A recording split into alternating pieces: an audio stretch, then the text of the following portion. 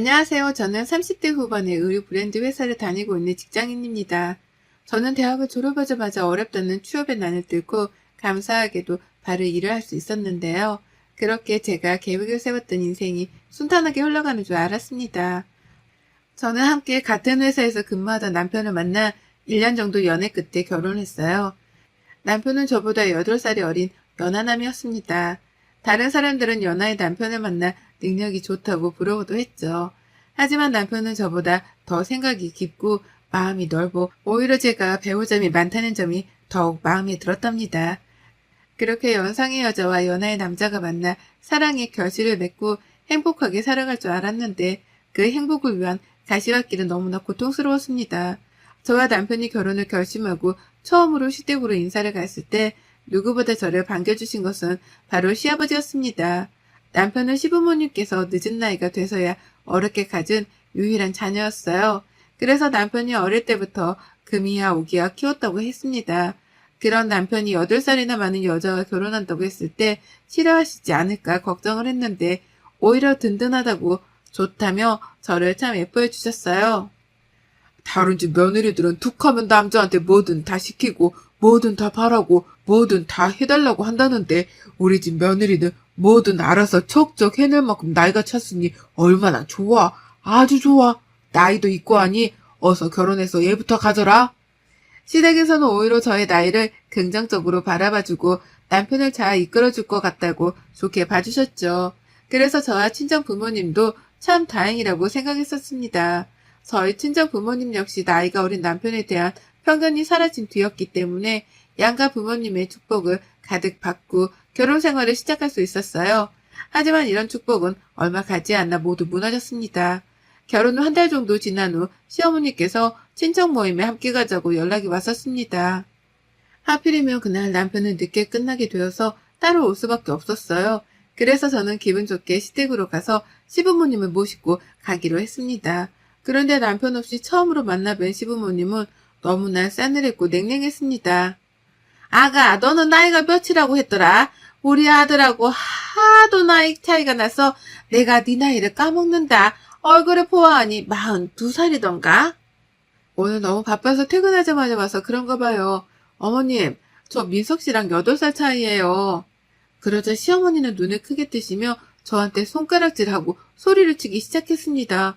시어머니는 제게 어디서 감히 남편 이름을 함부로 부르냐며 나이 많다고 유세를 떨고 앉아있다고 하면서 시어머니께서는 여자 나이가 많은 것이 자랑인 줄 아냐고 나이를 많이 먹었으면 젊어 보이려고 노력이라도 해야 하지 않냐고 누가 새댁으로 보겠냐고 하시더군요. 저는 갑작스러운 시어머니의 변한 태도에 어떤 대꾸도 하지 못하고 있었어요. 그런데 시아버지는 시어머니의 말이 모두 옳다고 하더군요. 그리고는 시아버지는 제게 외모는 가꾸어야 한다.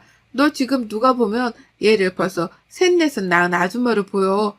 결혼하자마자 이렇게 바로 퍼지면 쓰겠니? 나중에 남편 바람나도 그건 다 네 탓이다. 네 시어머니를 봐라. 나보다 10살이나 어려서 여전히 이렇게 보기가 좋지 않냐. 사실 여자가 나이 많은 거 뭐 했으니 이따 식당 들어가기 전에 화장이라도 좀 해라. 라고 하더군요. 그 말에 저는 무척이나 불쾌했습니다. 그래서 저는 아무런 대답을 하지 않고 식당으로 갔죠. 식당에 도착하자마자 갓 결혼한 저를 본 친척 어른들께서는 반갑게 맞아주셨어요. 친척 어른들 중 한 분께서 이렇게 시댁 모임에 남편도 없이 혼자 오고 참 고맙다고 해주셨죠. 그런데 시어머니께서 그 이야기를 듣자마자 얘가 나이가 많아서 넉살이 좋아요. 나이가 많은 것도 쓸데가 있더라고요. 내가 살다 이렇게 나이 많은 며느리를 얻을 거라고 생각도 못했네. 아유, 얘나 잘 나을란가 몰라. 요즘은 애도 잘 안 생기잖아. 아가, 너는 행여 피임 같은 거 생각도 말아라. 너야말로 시간이 금이다. 라고 이야기를 하더군요. 그 말에 다른 친척분들도 어떻게 반응을 해야 할지 난감했어요. 그런데 시아버지는 오히려 저를 보고는 이렇게 보여도 생각보다 나이 많이 안 먹었어. 너 부럽도 안 되지 않았냐며 내가 구순하기 전에 얘가 아마 환갑잔치를 할지도 모른다고 했어요. 그러면서 그때 손주가 초등학교 입학을 할 때가 아닌가 라고 말하며 웃으시더군요. 그런 말들을 듣고 있자니 참 화가 났어요. 그래서 저는 시아버지가 제 환갑까지 생각해 주다니 역시 며느리 사랑은 시아버지세요. 라고 이야기를 한 뒤에 환갑잔치 손주 초등학교 입학까지 아버님 부지런히 일하셔서 능력을 보여주셨으면 좋겠다고 했습니다. 사실 저는 결혼을 처음 뵙는 친척분들 앞에서 저를 망신 주시는 시부모님의 의도가 의심스러웠고 불쾌했습니다. 식당에서 식사 준비가 되어 식사를 하던 중 남편이 뒤늦게 도착을 했습니다. 그런데 정말 소름 끼치는 것은 바로 시부모님의 돌변하는 태도였습니다. 남편이 도착하자마자 시어머니가 저와 팔짱을 끼시더라고요. 아들 바쁘면 안 와도 되는데 나는 우리 아들 덕에 딸을 얻어서 안 외롭거든. 어디서 이렇게 이쁘고 성숙한 딸을 엄마 아빠한테 선물로 줬어? 네가 한 일 중 이게 바로 최고다. 그래 맞아. 돈 한 푼 안 쓰고 이렇게 참한 딸을 얻었으니 우리가 사돈 어른들께 얼마나 감사해. 처음으로 남편 없이 함께한 시부모님의 모습이 온데간데 없이 사라지고 다시 예전의 시부모님 모습으로 돌아온 것이었죠. 저는 그때 직감적으로 시부모님은 사실 제가 나이가 많아서 못마땅해 하셨다는 것을 알았습니다. 그래서 집에 가자마자 남편에게 모든 사실에 대해 이야기를 했습니다. 그리고 결혼 전 시부모님이 정말 저를 마음에 들어 하셨는지도 물었습니다. 그런데 남편은 대수롭지 않게 여기면서 아마 친척 고모나 누가 괜히 자기 나이 가지고 트집 잡을까봐 미리 선수 쳐서 말씀하신 거라며 우리 연애하자마자 바로 부모님은 좋다고 하셨다고 했어요. 그러면서 걱정 말라고 이야기를 했죠. 남편의 이야기를 들었지만 식당에서 했던 시부모님의 태도를 봤을 때 저는 정신 바짝 차려야겠다는 생각을 할 수밖에 없었습니다.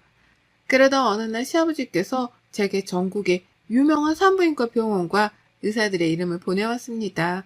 그래서 저는 이게 무엇인지 물어보자 시아버지는 제게 알면서 뭐 모른 척을 하냐며 나이가 많아서 확실히 능글능글 하다고 하더군요. 저는 정확히 무슨 뜻인지 알려달라고 이야기를 하니 시아버지는 네가 지금 나이가 얼마나 많냐며 언제까지 우리 아들 기만 빨아먹을 작정이냐고 늙어서 결혼한 이유가 젊은 남자 기만 밤마다 쪽쪽 뺏어먹으려고 했던 거냐고 남들한테 1분이 너한테 1년이나 마찬가지인데 대체 뭐하고 있는 거냐고 소리를 치더군요. 그래서 저는 며느리한테 하신 말씀은 아닌 것 같다고 정확히 말씀하시는 내용의 의미를 알려달라고 했습니다.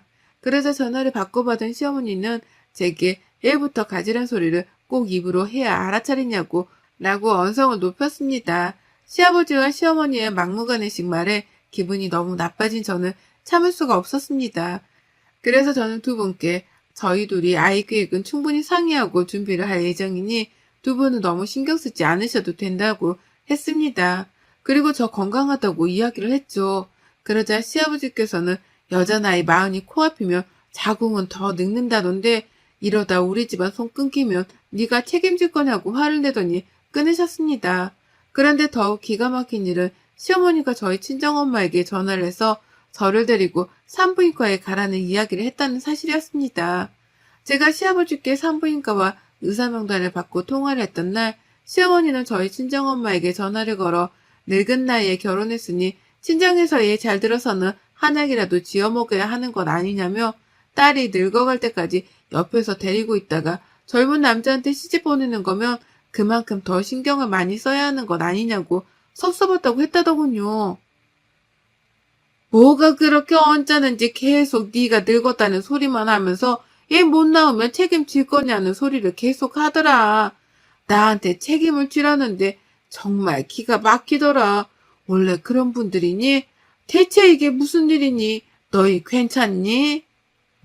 친정엄마는 시어머니의 일방적인 태도에 기분이 나빴다면서 제 건강이 나쁘지 않고 이제 결혼한 지 1년도 지나지 않았는데 아이들한테 부담 주는 것도 좋지 않다고 생각된다고 전했다고 했습니다.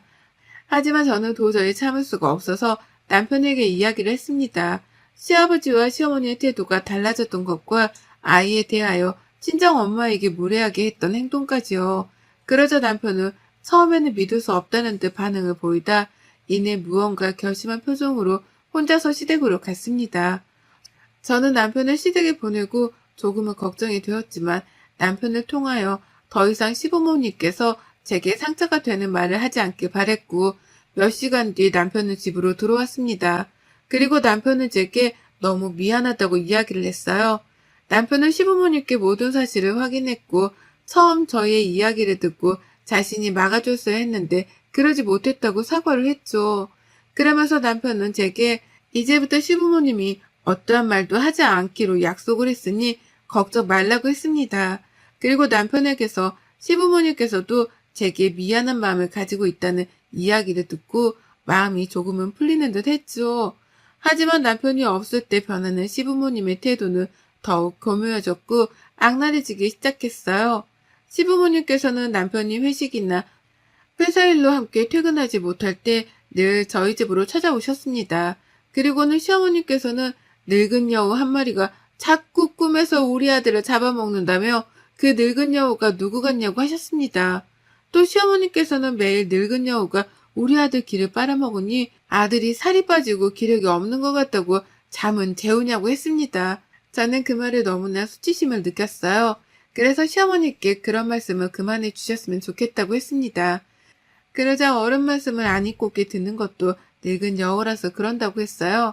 그리고는 집안 냉장고나 곳곳을 뒤져가며 나이를 먹어서 그런가 확실히 음기가 강한 것 같다고 이러다 진짜 이 못 나오면 어쩔 거냐고 하시더군요. 저는 수시로 찾아와 언어폭력을 일삼는 시부모님을 더 이상 참을 수 없었습니다. 그래서 저는 시부모님이 남편이 없을 때는 저희 집에 오시지 않았으면 좋겠다고 하자 시어머니는 주방에 있던 그릇들을 모두 깨버리며 소리를 질렀습니다. 어디서 감히 늙은 며느리 주제에 시부모님께 오라 마라 지시를 하냐? 아이고, 이래서 나이 먹은 여자는 집안에 들이면 안 되는 거라고 했다. 네가 이렇게 나이 먹고 육갑을 떠는데 우리 아들이 어디 길을 피겠냐? 그러니 얘가 들어서겠냐고. 어머니, 정말 아무 말이나 너무 막 하시네요. 제 나이가 그렇게 싫었으면 애초에 왜 솔직하게 말씀을 안 하셨어요? 결혼한 뒤 이제 봐서 왜 이 사람이 없을 때만 이렇게 찾아와 저를 괴롭히세요? 시아버지는 제게 어른한테 소리를 지른다며 못 배워먹고 나이만 먹은 티를 이렇게 내냐며 화를 내셨습니다. 그러면서 제게 차라리 밖에서 애를 하나 낳아오도록 하라고 하더군요. 얘가 귀한 집안에서 애를 못 낳을 것 같은 며느리면 밖에서라도 애를 낳아 키우면 얼마나 감지덕지냐. 옛날에는 다들 그렇게 했다. 너도 그렇게 해라. 늙은 만큼 고생은 그 덕에 덜 하겠구만. 애 낳는 것도 얼마나 수고스럽냐. 저는 그 말에 기가 차서 주방으로 가 소금을 가져와서는 시부모님을 향해 소금을 뿌렸습니다. 그리고는 앞으로 우리 집 앞 근처도 얼씬하지 말라고 소리쳤습니다. 제가 소금을 뿌리면서 소리를 지르자 시어머니와 시아버지는 당황해했고 저는 눈앞에 보이는 밀가루를 뜯어 시부모님께 던졌습니다. 며느리 앞에서 어떻게 밖에서 애를 낳아오란 소리를 하냐고, 그러면서 시부모님 대접을 받으러 하시냐고 소리를 질렀죠. 그때 마침 남편이 들어왔습니다. 집안에 온통 소금이 흩어져 있고 시부모님 머리와 옷에 밀가루가 한가득 묻어있는 상태를 보고 대체 무슨 일이냐고 묻는 남편에게 당신 부모가 당신한테 밖에서 애를 낳아오게 하라고 했다고. 그래서 내가 소금이랑 밀가루를 뿌렸다고 말했습니다. 그리고 남편에게 지금 당장 밖에서 애를 낳아오라고 하라는 당신 부모 나는 다시는 안 보겠다고 하고 들어갔죠. 남편은 방으로 들어간 저를 붙잡지 못하고 시부모님께 화를 냈습니다. 대체 어느 집 시부모님이 며느리한테 그런 소리를 하느냐고. 이거 이혼감이라고요. 그러면서 사랑하는 사람과 사는 아들이 이혼을 당해야 정신을 차리겠냐고도 하더군요. 그리고는 앞으로는 집에 찾아오지도 연락도 하지 말라고 했습니다. 그러자 시부모님은 남편에게 오해가 있었다고 말하며 제 방 문 앞에서 우리 말이 너를 힘들게 할 줄은 몰랐다며 그저 니들 건강이 걱정이 되고 또 토끼 같은 손주가 보고 싶어 한 말이었다고, 그렇게 섭섭했다며 미안했다고 용서하라고 말하고는 돌아가시더라고요. 남편만 있으면 세상 다정하고 따뜻한 모습의 시부모님이셨다가 저하고만 있을 때는 독한 말들을 쏟아내는 시부모님을 보니 더 이상은 마주하고 싶은 생각이 들지 않았습니다. 그렇게 그 일이 있은 후 시부모님께 연락을 드리지 않고 지냈습니다. 그러던 어느 날 저희 친정 엄마로부터 충격적인 이야기를 들었습니다. 저와 연락을 주고받지 않은 뒤부터 친정 엄마에게 지속적으로 전화를 걸어 저에 대한 불만을 토로했다는 것이었죠. 수시로 시어머니께서는 친정 엄마에게 연락을 해 아들 빼앗아가니까 좋냐며 되게 잘난 늙은 딸이 우리랑 아들의 사이를 이간질을 시켰다고 이 일을 어떻게 해결할 거냐고 하길래 친정엄마는 전혀 모르는 사실인 만큼 저희들과 이야기를 나누고 통화를 하자고 했다고 해요. 그러자 시어머니께서는 며느리가 누굴 닮아 고자질을 좋아하나 했더니 사돈을 닮아 그렇게 고자질을 좋아하나 봅니다.